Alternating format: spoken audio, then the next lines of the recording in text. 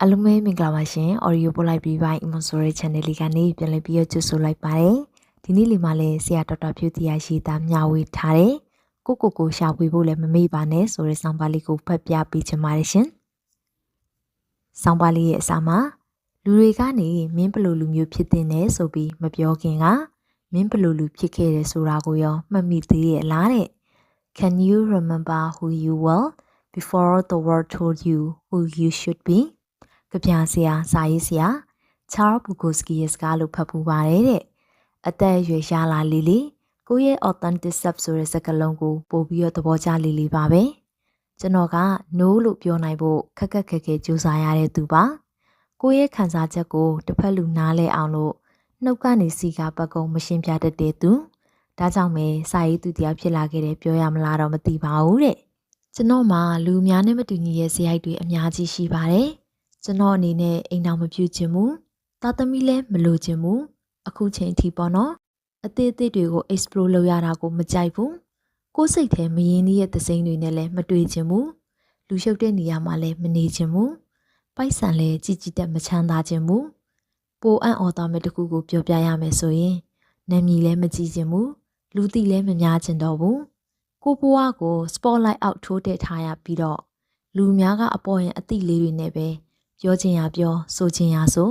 ဆွဆွဲချင်တိုင်းဆွဆွဲတစိမ့်ကက်ချင်တိုင်းကက်နေကြတာတွေကိုအတော်လေးစိတ်ကုန်းနေပြီလို့ပြောရပါမယ်။ဒါကြောင့်ပဲအပေါ်ကစကားလေးကိုသိသဘောကျမိတာပါ။လူအများကသတ်မှတ်ထားတဲ့မင်းဘလို့လူဖြစ်တဲ့နဲဆိုတဲ့အဲ့ဒီပေဒံတွေနောက်ကိုလိုက်နေမဲ့အစားကိုတကယ်ဘလို့လူဖြစ်ချင်တာလဲဆိုတဲ့မိကုန်းကိုပဲ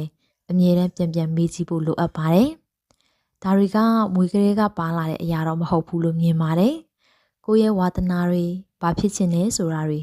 ဘာကိုယူသွတ်တယ်ဘလို့ဘဝမျိုးလိုချင်တယ်ဆိုတာတွေကပုံဝင်းကျင်နဲ့ထိစပ်ပြီးရဲ့နောက်မှသာသိလာနိုင်တာမျိုးလीနော်ပုံဝင်းကျင်ဆိုတဲ့အထက်မှာမိဘတွေလည်းပါမယ်ဆရာသမားတွေလည်းပါမယ်နောက်ပြီးဖတ်မှတ်တဲ့စာအုပ်တွေသုံးဆွဲတဲ့မီဒီယာတွေလည်းပါမယ်ငယ်ဘဝမှာကြုံတွေ့ခဲ့ရသမျှတွေလည်းပါကောင်းပါမယ်အဲ့ဒီကနေမှကိုသိလာကြတာပဲဖြစ်ပါတယ်Self discovery is a never ending journey ဆိုတဲ့စကားလေးအတိုင်းပါပဲဘယ်တော့မှလည်းရက်သွားမှာမဟုတ်ဘူးလေနော်အသက်အရွယ်အတွေ့အကြုံတွေပေါ်မူတည်ပြီးထပ်ပြီးသိလာရအောင်မှလည်းရှိပါတယ်ပုံဝင်းကျင်နဲ့ထိတွေ့ရာကနေသိလာကြတာဆိုပေမဲ့အဲ့ဒီပုံဝင်းကျင်ဆိုတာကလိုရာထပ်ပို့ပြီးကျွန်တော်တို့ကိုလွှမ်းမိုးနိုင်အောင်စူးစမ်းနေပါတယ်ဒီနေ့ခေတ်ရဆိုရင်အတန်သိပ်စုတဲ့ခေတ်ကြီးပါလူပေါင်းများစွာကနေဘလို့လူဖြစ်တဲ့နဲ့နော်လို့ပြောနေကြတယ်စီးပွားရေးလုပ်ငန်းတွေကလည်းမင်းဒါကိုဝင်တော့ဒါလေးတော့ရှိထားမှ you are not enough လို့တွင်ပြောပြီးတော့သူတို့ပစ္စည်းတွေကိုရောင်းချနေကြတယ်။ဆိုင်ရာယဉ်ကျေးမှုဒလိထုံတန်းဒလိအစင်လာရီဆိုတာလည်းရှိသေးတယ်။ဒီလောက်စုညံပွက်လောရိုက်နေတဲ့ခေတ်ကြီးမှာကို့အတွင်းတွေကအတန်ကိုနားထောင်မှုဆိုတာအတော်လေးခက်ခဲလာတယ်။ကိုကလည်းဒီအတန်တွေနဲ့ပဲရှင်ပါလာတော့ကိုယ့်ရင်ထဲမှာဘာအတန်မှမရှိတော့သလိုတောင်တဖြည်းဖြည်းနဲ့ခံစားလာရတတ်ပါတယ်။တခါရေးဘူးထားသလိုပဲကိုတကယ်တက်ချင်တဲ့နံရံမဟုတ်တော့အပေါ်ရောက်သွားလဲပြောမနေရဘူးလေနော်အစောကလေးကနံရံမပြီးလှေကားထောင်ခဲ့မိတာကိုနံမြီတွေကြီးပိုက်ဆံတွေချမ်းသာနေလဲရင်ထဲမှာပြောမနေဘူးတခုခုလစ်ဟာနေတယ်လို့ခံစားနေရတယ်ဘာလို့နေမှန်းလဲရေရမသိရဘူး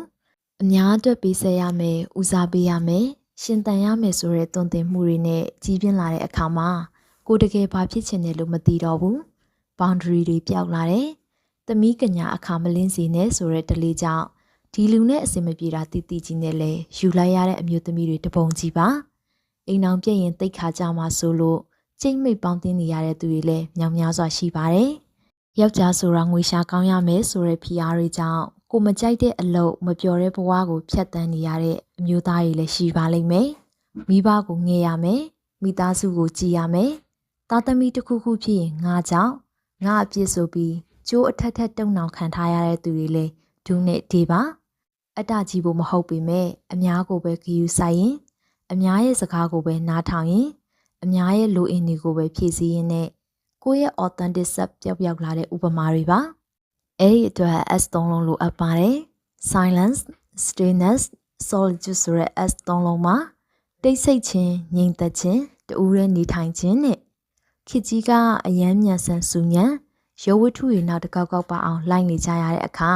DS သုံးလုံးကိုလုပ်ဖို့ကအင်တာမတ်ကိုခက်ခဲလာပါတယ်။ကိုဒီစာကိုမဖတ်ခင်နောက်ဆုံး24နာရီကိုဘလို့ဖြတ်တန်းခဲ့တယ်လဲဆိုတာကိုပဲပြန်ချိန်ပြီးစဉ်းစားကြည့်လေနော်။စူညံလုံးတော့ကို့အတန်ကိုမကြားရတော့ဘူး။ညံဆန်လုံးတော့အရာအလုံးကိုအမှုမဲ့အမှန်ပဲဖြစ်ကုန်တယ်။ပတ်ဝန်းကျင်မှာလူတွေကပြည့်နေတော့ကို့အတွက်ကိုအချိန်မပေးနိုင်တော့ဘူး။ဒါကြောင့်ပဲတရက်ကိုအချိန်အနည်းငယ်ဒါမှမဟုတ်တစ်ပတ်ကိုမှမိနစ်အနည်းငယ်လောက်တော့ DS သုံးလုံးကိုကျင့်သုံးကြည့်စေချင်ပါတယ်တဲ့။ပထမအရွယ်မှာပညာရှာဒုတိယအရွယ်မှာဥစ္စာရှာတတိယအရွယ်မှာတရားရှာဆိုတဲ့စကားလေးရှိတယ်လीနော်။တကယ်တော့သုံးခုစလုံးကအရွယ်သုံးပါးစလုံးမှာရှာရမှာတွေကြီးပါပဲ။တစ်ခုပဲထပ်ဖြည့်ချင်ပါတယ်။ကိုရှာဖွေဖို့လည်းမမေ့ကြဘူးပါ။ကိုချစ်တယ်ဆိုတာပစ္စည်းရေးရှာဝယ်တာ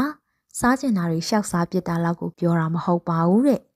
ကိုဖြစ်ချင်တဲ့အတိုင်းကိုရှင်သန်ခွင့်ပေးလိုက်တာကမှ self-led အစစ်အမှန်ပါတတိဆိုတာကလည်းစေးရဲဆိုရဲရန်ဖြစ်ရတာကိုပြောတာမဟုတ်ပါဘူး